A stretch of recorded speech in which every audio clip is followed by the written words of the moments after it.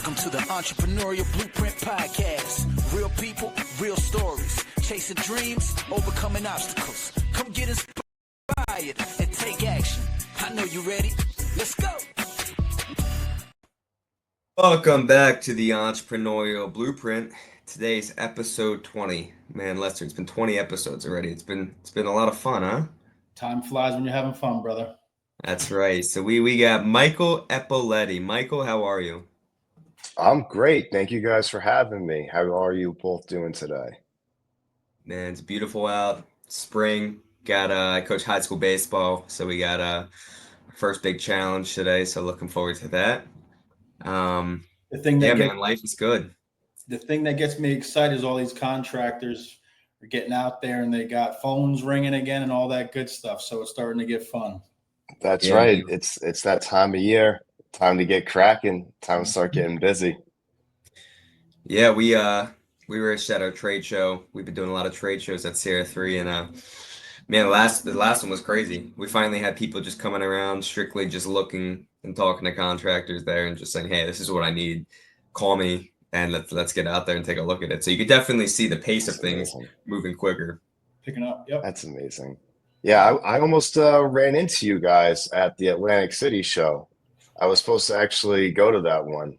You were there, right, Lester? Yeah, the GAF Northeast Convention. That one was action-packed, man. It was exciting. I mean, Mike, I know we've done a bunch of wealth builders together, and this was only the Northeast, and the turnout was bigger than a wealth builder. So a lot of buzz, a lot of excitement around the industry, and yeah, it's fun.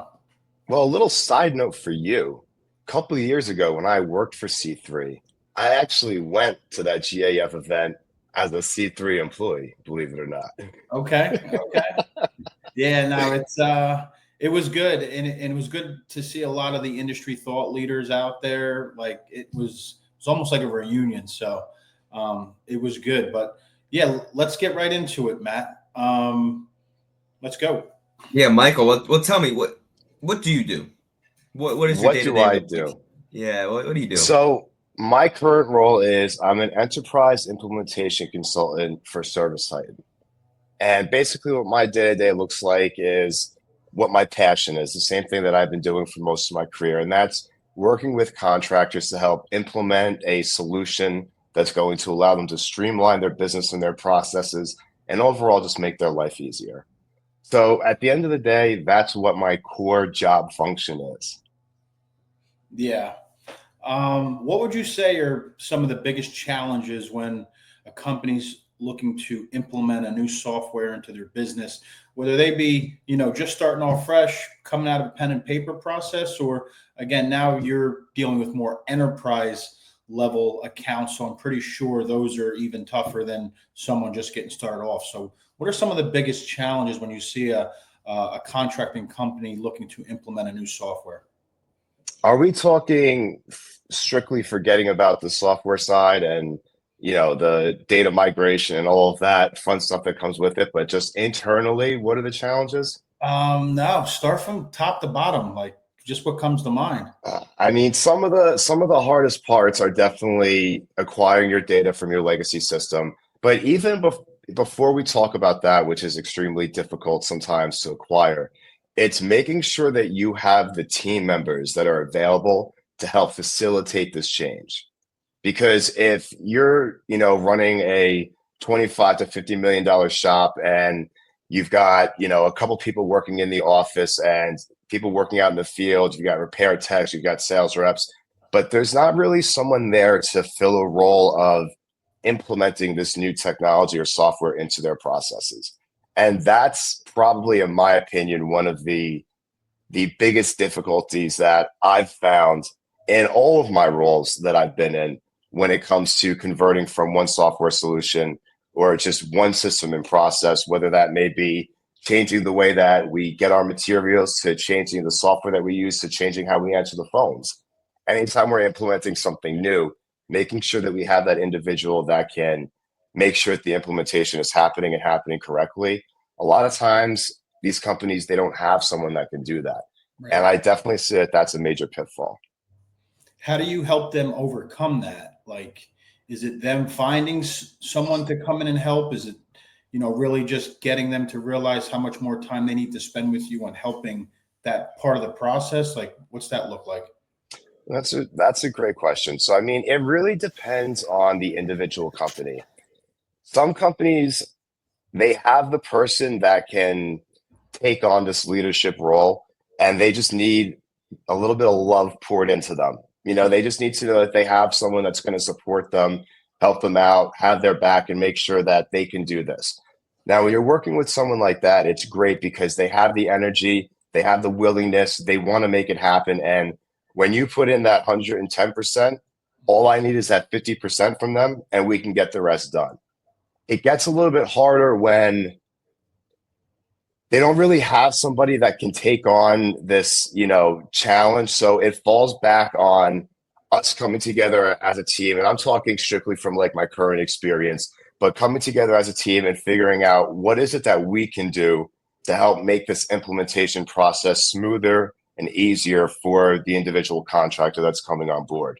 So it really depends on the size of the company, what they have going on, even the type of work they do. It changes depending on new construction guys versus strictly residential versus guys that are doing insurance and residential. It all changes and it all varies. So being able to get down to their level, and again, because I've had the fortunate lifestyle of working on both the SaaS and software side, but also working for C3 and TC Backer and being in the field and then coming back to the software world, I get to see it on both angles. I know what it's like every day to be putting out fires within the company, and having to wear 20 different hats. So it's a funky combination of trying to find the right people, providing them with the correct amount of support, and then empowering them and enabling them to let them know that they can get this done. Yeah, I think it's interesting what you said is, and I'm starting to see it too, when companies are growing, especially with tremendous growth. You sort of hit your stride and your revenue starts going up, 5, 10, 15, 20 million. There's almost like a stigma or a fallacy that when you start growing your business, now my overhead needs to go up, my employee overhead needs to go up. I need employees in this place, I need employees in this place to start taking. When a lot of times it could just be you can accomplish the same thing with less overhead just by implementing a really good CRM and having a team on that CRM side, someone like you, who can take a lot of that burden off and just help them grow by implementing the CRM. So a couple of years ago, and it's actually still on the old school, if you look in the corner of Lester's screen, that JP circle, it's still on the channel if you go to YouTube. It's a video I made on the Valley of Death. And the Valley of Death is something that all businesses or startups eventually go through, but it specifically pertains to us in the roofing industry. When we get to a certain area like that, 3 to 5 million, and then we plateau, and then we think that by adding more trucks, doing more branding, buying more billboards, adding more overhead is going to bring us to the next level. But what happens is that we start to then drop. And the only way to build ourselves back up is by, once again, organically fixing the problems that originated in the first place on why stuff started to slow down. So instead of spending more money and throwing more money at the solution, it's more about figuring out different ways that you can help out your community and become the one that everybody goes to when they have an issue, by hosting community events, by engaging with, your local commerce or your HOAs and making those relationships, instead of buying a brand new building and hiring 20 new people and getting, 30 new trucks that are all branded and lifted. And even though they look great, don't get me wrong, they look awesome, but that overhead could potentially be killing you, because that's the fact of it. If we're spending too much money on stuff that we don't have incoming revenue to support it, then we're going to continue to take from Peter and give to Paul.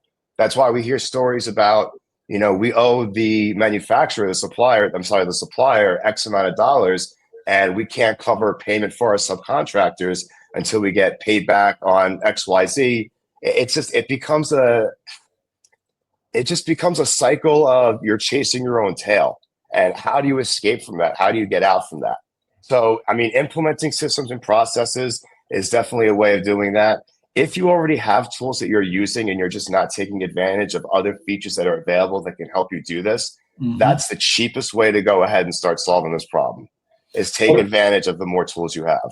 What are some key metrics you look for? Let's say, I'm currently doing $1 million and I'm looking to, get to 3, get to 5. Like, what are some key metrics that you would suggest that someone focus on to help them get to those next levels?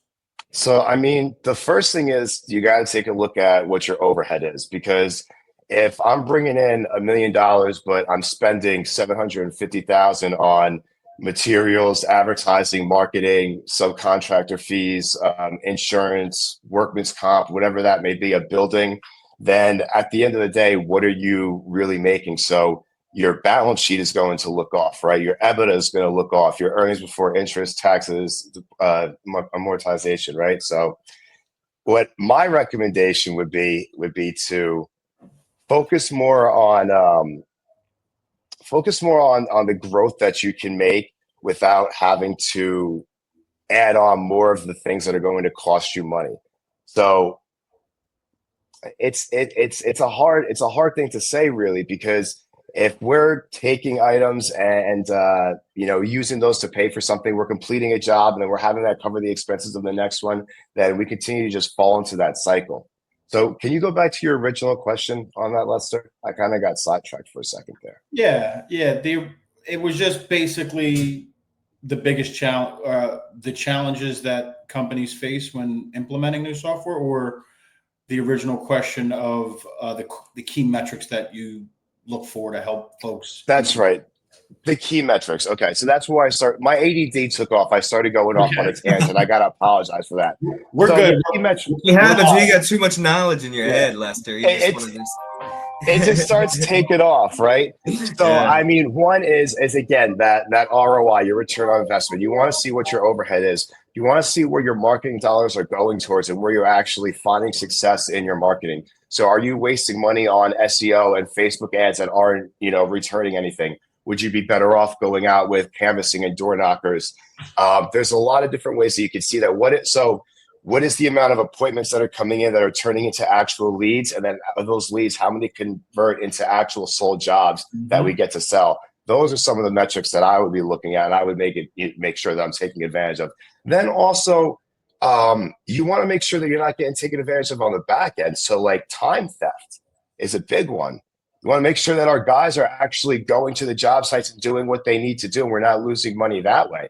I've definitely seen that time theft could be a huge problem where individuals say, like, let's say, repair crews are going to do something, but then they're stopping off and wasting time. These are just common problems that are happening within the industry, right? So those are some of the performance metrics that I would look at. How quickly are we saying that we're going to be arriving at an appointment or a job versus how much time does it actually take us to get there? Because we're losing money if we're taking more time to get to a job site than we should be. We're losing money if completing the job and not having a reason as to why it's not been completed hasn't been done so, and we have to come back the next day because now we have to pay for the crews yet again. We've got to, lose rapport with the homeowner. We got to send out our guys again. So those are some of the metrics that I would look at.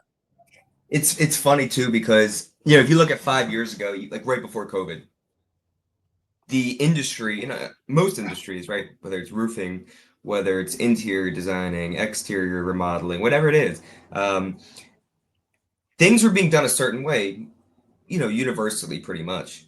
And 5 years later, the ball that started to roll accelerated quickly. You have artificial intelligence now. You had systematic prediction softwares now. You have CRMs that are so good at telling you this is where you should put your money in, this and that.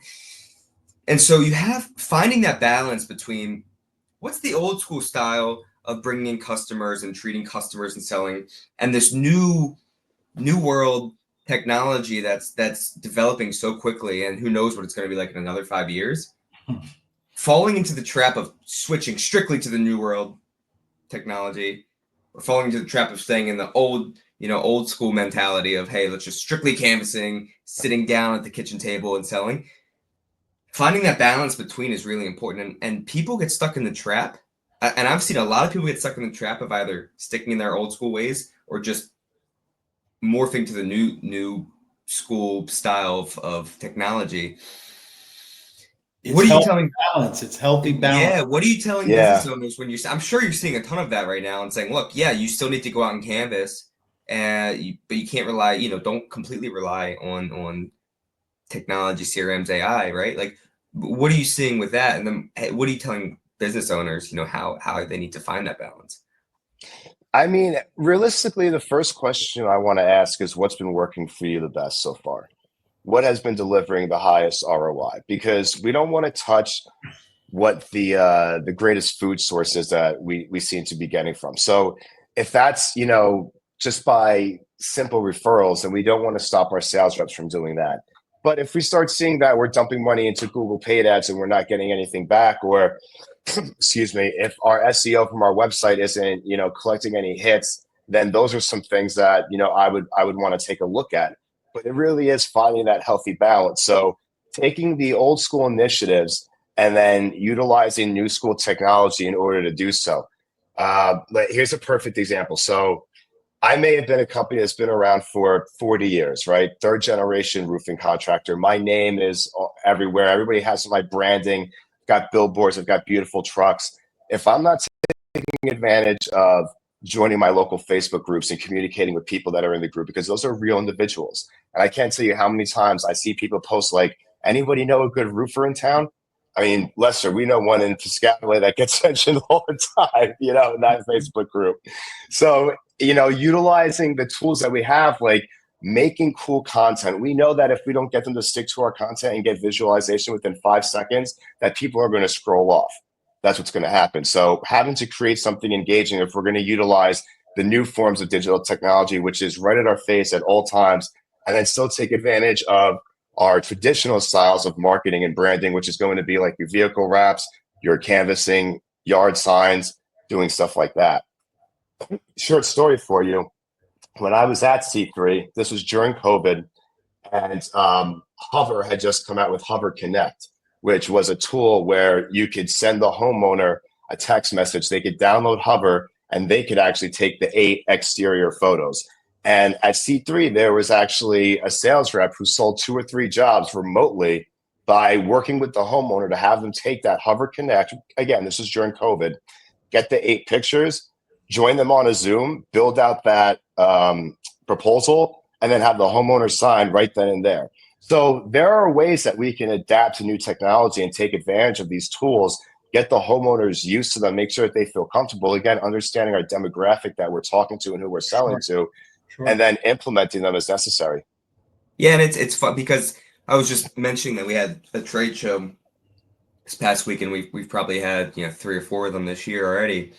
And one thing I see from the trade shows is a lot of the clientele we're getting are the older generation, the baby boomers who probably they may have a laptop, they may have a smartphone, but don't know how to use it as well as you or me or Lester, right?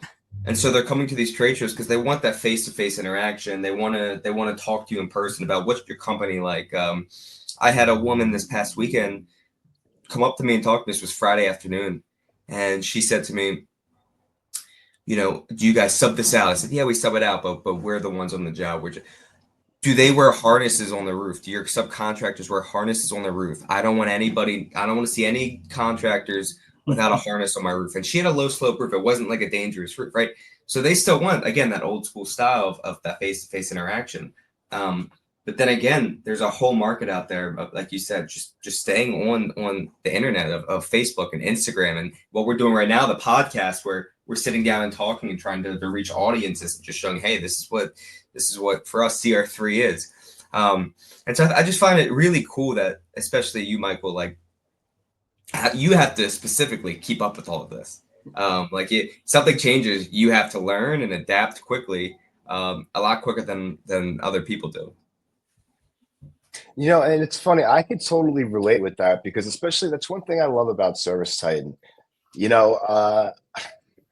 From what I've seen in the past, a lot of times individuals are just kind of thrown, and I'm talking on the contractor side, we're just thrown into, and this could be any software solution, we're just thrown into something without having any training or any type of help. And we like to implement, a 6 to even 12-week process based on the individual contractor, because that same point that, you're making with your homeowners, you wouldn't want to rush them into something that they're not completely 100% okay and aware about, right? And that's something that I've noticed that I get to do on the software side now when dealing with contractors.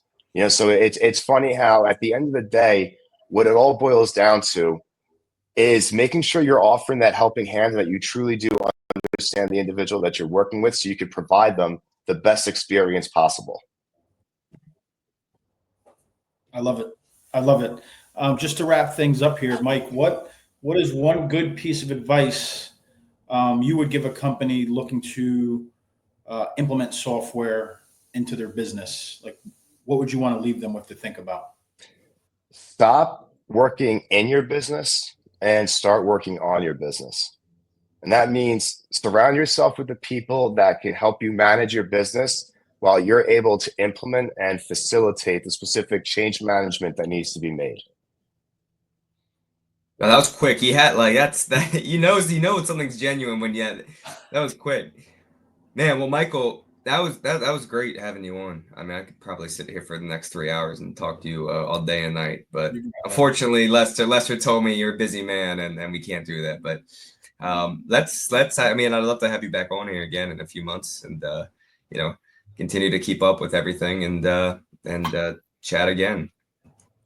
Yeah, absolutely. It was my pleasure. I love seeing all the growth at CR3. I'm rooting for you guys. It's amazing to see.